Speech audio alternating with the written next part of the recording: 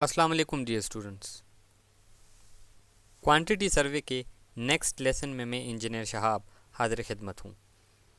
आज जो टॉपिक हम डिस्कस करने जा रहे हैं वो है सर्कुलर वाल। अब सर्कुलर वाल की क्वांटिटीज़ किस तरह से निकालते हैं, उसके लिए जो तरीक़ाकार इख्तियार करते हैं उस पर मैं आज रोशनी डालूँगा। इसके लिए सबसे पहले सर्कल के हम दो बुनियादी हिस्सों को समझेंगे।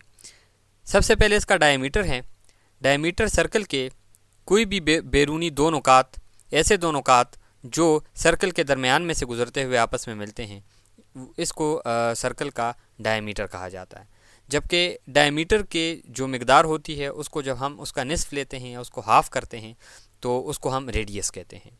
अब इन दोनों जो डायमेंशंस हैं इनकी मदद से हम वॉल की लेंथ मालूम करते हैं। क्योंकि हमारे पास सर्कुलर वाल है तो सर्कुलर वाल की हमें सेंटर लाइन की लेंथ चाहिए, और सेंटर लाइन की लेंथ लेने के लिए हम इसका सर्कमफेरेंस का यानी मुहीत का फार्मूला जो है वो इसके ऊपर हम अप्लाई करेंगे, जिससे हमारे पास इसकी टोटल लेंथ आ जाएगी। इसकी मिसाल ऐसे ही है कि हम फीते को या टेप को इसके एक सिरे पर रख कर नापना शुरू करें और इसके इस वॉल के साथ साथ फेरते हुए इसके जिस मकाम से हमने नापना शुरू किया था उस पर इख्तिताम करें तो ये इसकी टोटल लेंथ आती है।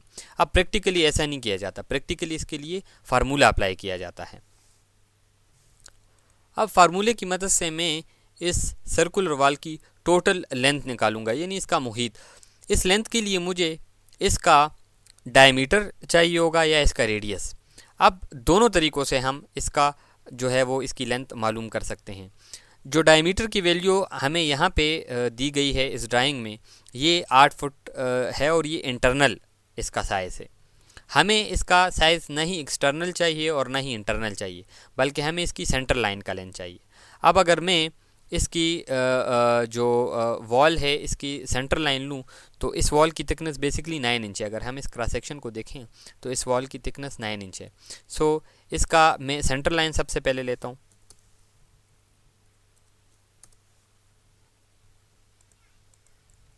ये जो लेंथ होगी ये हमारे पास इस वॉल की ओरिजिनल लेंथ आएगी। इसकी वजह ये है अगर हम इसके एक्सटर्नल सर्कमफेरेंस से इसकी लेंथ लेते हैं तो ये लेंथ छोटी आएगी, और अगर हम इसकी एक्सटर्नल लेंथ लेते हैं, एक्सटर्नल सर्कमफेरेंस की लेंथ लेते हैं तो ये हमारे पास ज़्यादा आएगी। तो हमें कम चाहिए ना ही ज़्यादा लेंथ चाहिए, हमें इसकी एवरेज लेंथ चाहिए। तो एवरेज लेंथ के लिए हमने इसके सेंटर लाइन का इसकी सेंटर लाइन ले ली। अब इसकी सेंटर लाइन की हमें लेंथ मालूम करनी है तो इसकी सेंटर लाइन का डायमीटर हमें सबसे पहले चाहिए, अगर हम डायमीटर का फार्मूला अप्लाई कर रहे हैं। और अगर रेडियस का तो इसकी सेंटर लाइन का रेडियस चाहिए। अब अगर मैं चूँकि ऑटोकैड सॉफ्टवेयर यूज़ कर रहा हूँ तो सिंपल में डायमीटर पे क्लिक करके इसकी dimension which is 8 feet 9 inches आ जाएगी। अब अगर मैं इसको किसी पेज से देख रहा हूँ, किसी पेज के ऊपर ये ड्राइंग बनी हुई है, तो इसके लिए फिर मैं क्या करूँगा, मैं इसका internal diameter which is 8 feet और इस दीवार की हाफ का दोनों साइड्स, एक side 4.5 inch and another 4.5 inch, so ये हमारे पास 9 इंच बनता है। तो 8 फीट 9 इंच हमारे पास टोटल आ जाएगा। सबसे पहले मैं इसका डायमीटर लूँगा। Dia will be equal to 8 plus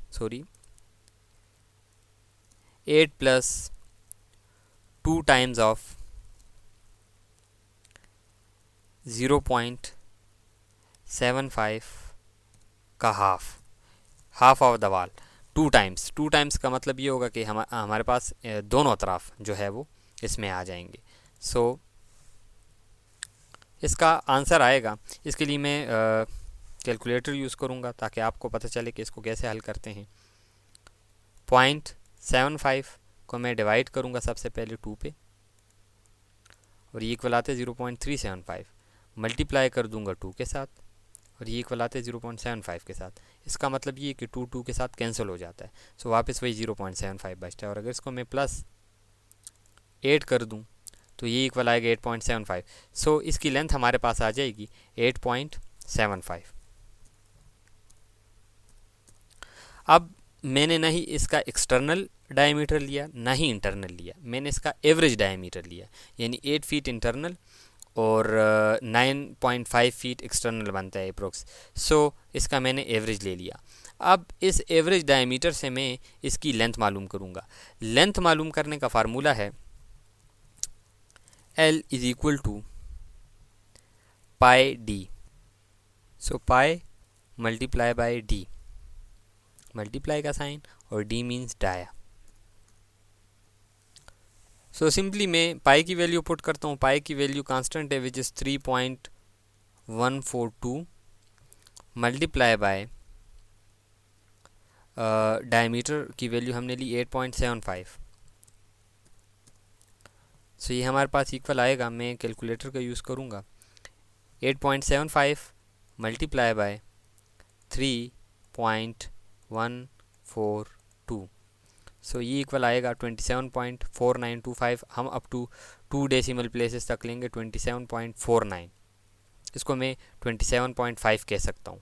so exact अगर हम ले लेने 27.49। सो टोटल लेंथ मेरे पास आ जाएगी 27.49 फीट। सो अब इस फार्मूले के तहत हमारे पास इसकी टोटल सेंटर लाइन की लेंथ आ जाती है 27.49। अगर हमने डायमीटर की मदद से इसकी लेंथ नहीं मालूम करनी बल्कि इसके रेडियस की मदद से इसकी लेंथ मालूम करनी है, सो मैं इसकी रेडियस का फार्मूला अप्लाई करूँगा। रेडियस की मदद से लेंथ मालूम करने का फार्मूला है L is equal to pi R, sorry 2 pi R, 2 multiply by pi multiply by R. So 2 pi and value of R. R यहाँ पे डिनोट करेगा रेडियस को। सो इसको इक्वल करते हैं हम 2 मल्टीप्लाई बाय पाई की वैल्यू 3.142 मल्टीप्लाई बाय इसके आर की वैल्यू। अब रेडियस इसका अगर इंटरनल देखें तो हमारे पास इसका रेडियस बनता है 4 फीट, यानी 8 फीट का हाफ इसका रेडियस बनेगा 4 फीट। अब 4 फीट इसका एक्सटर्नल है।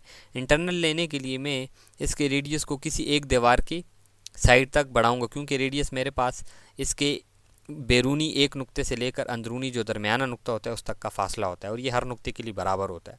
सो मैं इसकी किसी भी एक दीवार की हाफ तक ले लूँगा जो कि बनता है 4.5 इंच। सो ये 4.5 इंच इक्वल होता है, अगर उसको हम फीट में कन्वर्ट करते हैं तो 0.375 फीट।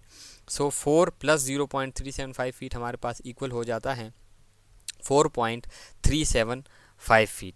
सो मैं आर की वैल्यू ले लूँगा 4.375 फीट। इक्वल आएगा ये हमारे पास, अगर कैलकुलेटर का इस्तेमाल करूँ मैं तो इसके मुताबिक 2 मल्टीप्लाई बाय 3.142 मल्टीप्लाई बाय 4.375 और ये इक्वल आएगा 27.4925। सो वही आंसर इसका आएगा, चूँकि हमने एक ही दीवार की लेंथ मालूम करनी है जिसका रेडियस और डायमीटर सेम है। सो हमारे पास इसकी वैल्यू भी 27.49 आ जाएगी। हम लिखेंगे 27.49 फीट। इस तरह से हमारे पास इस सर्कुलर वाल की टोटल लेंथ आ जाएगी।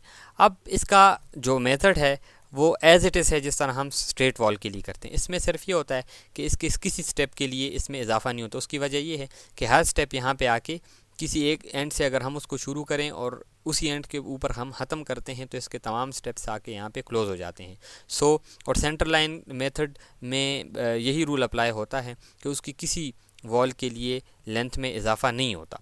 सो सिंगल वॉल्स के लिए हम इसकी किसी लेंथ में इजाफा नहीं करते। सो मेरे पास इसकी लेंथ की वैल्यू सेम रहेगी, बाकी वैल्यूज़ क्रॉस सेक्शन के मुताबिक हम अप्लाई करेंगे। सो सबसे पहले हमारे पास जो पर्टिकुलर इस वॉल के मुताबिक आएगा वो होगा एक्सकवेशन।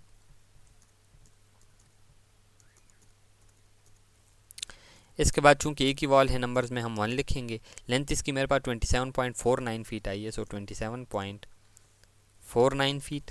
विड्थ की एक्सकवेशन फाउंडेशन के लिए जो हम कर रहे हैं वो 2 फीट 6 इंचेस है। सो मैं 2.5 फीट ले रहा हूँ और इसके बाद हाइट और डेप्थ, चूँकि ये वही क्रॉस सेक्शन है जो मैं पिछले लेक्चर्स में बताता आ रहा हूँ, तो इसकी जो डेप्थ बनती है वो 2 फीट बनती है। कैसे? First step 9 inches, second step 6 inches, then 6 inches और उसके बाद 3 इंचेस। सो 9 6 15, 15 6 21 एंड 3 24 इंचेस और ये इक्वल होता है 2 फीट के। सो हम यहाँ पे 2 फीट लिखेंगे और इसके बाद इसकी क्वांटिटी मालूम करने के लिए इन तमाम जो मिकदारें होंगी उसको हम मल्टीप्लाई कर लेंगे। सो ये 137.45 और इसका यूनिट होगा CFT। इसी तरह नेक्स्ट जो इसका पर्टिकुलर होगा वो होगा PCC और इसकी रेशो हम साथ लिख देंगे 1:3:6। नंबर्स में 1 लिखेंगे। लेंथ किसी स्टेप के लिए चेंज नहीं होगी, सो 27.49 इसकी लेंथ रहेगी। इसके बाद PCC की विड्थ इतनी रखी जाती है जितनी फाउंडेशन की विड्थ रखी जाती है, सो 2.5 फीट। और ये इस पर्टिकुलर जो हमारे पास फाउंडेशन है जो जिसको हम स्प्रेड फाउंडेशन कहते हैं, इसके लिए हम इसको सेम रखते हैं।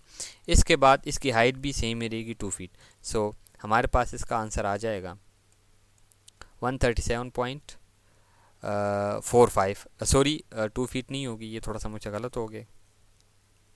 इसकी चूँकि PCC का हम स्टेप मालूम कर रहे हैं तो 9 इंचेस, सो यहाँ पे मैं 9 इंचेस 0.75 फीट। सो ये हमारे पास आ जाएगी 51.54375 CFT। इसके बाद जो हमारे पास थर्ड पर्टिकुलर है वो brick work in foundation and plinth. ये आप देख रहे होंगे 3 हमारे पास ये स्टेप्स हैं और इन 3 स्टेप्स के लिए मैं अलग अलग मालूम करूँगी इनकी quantities. Brick work in foundation and plinth, और सबसे पहले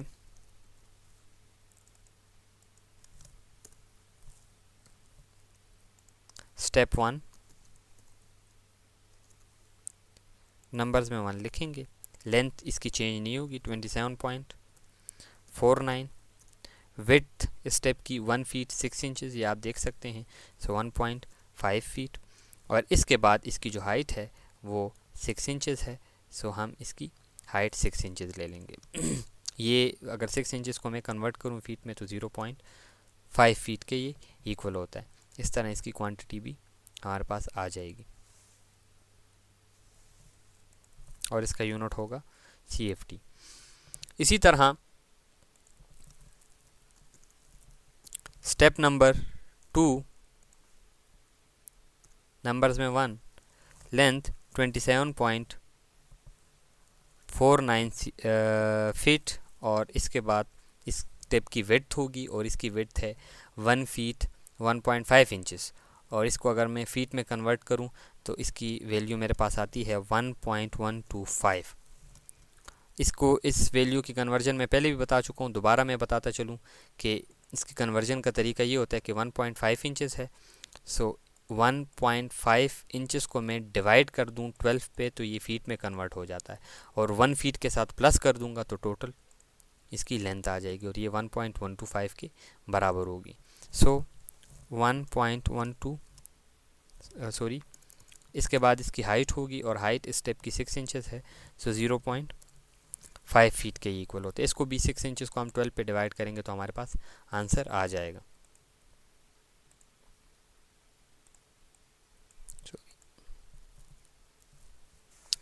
इस तरह इसकी क्वांटिटी हमारे पास आएगी 15.46313 CFT।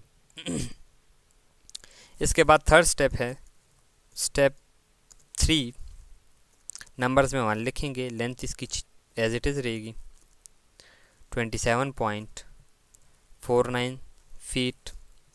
विड्थ स्टेप के लिए एज़ यूजुअल हम 9 इंच, हमारे पास ये मेंशन है 9 इंच क्योंकि वॉल की थिकनेस भी 9 इंच है, सो ये स्टेप वॉल की थिकनेस के बराबर है और ये 9 इंच होगा। सो 9 इंच इक्वल टू 0.75 फीट। 12 पे हम डिवाइड करेंगे 9 को तो हमारे पास आंसर आ जाएगा। इसी तरह इसकी जो स्टेप की हाइट है वो 9 इंचेस है, 3 inches below the ground level, 6 inches above the ground level, so total equal to 9 inches और 9 inches also equal to 0.75 feet. So इसकी भी क्वांटिटी हमारे पास एज इट इज़ आ जाएगी।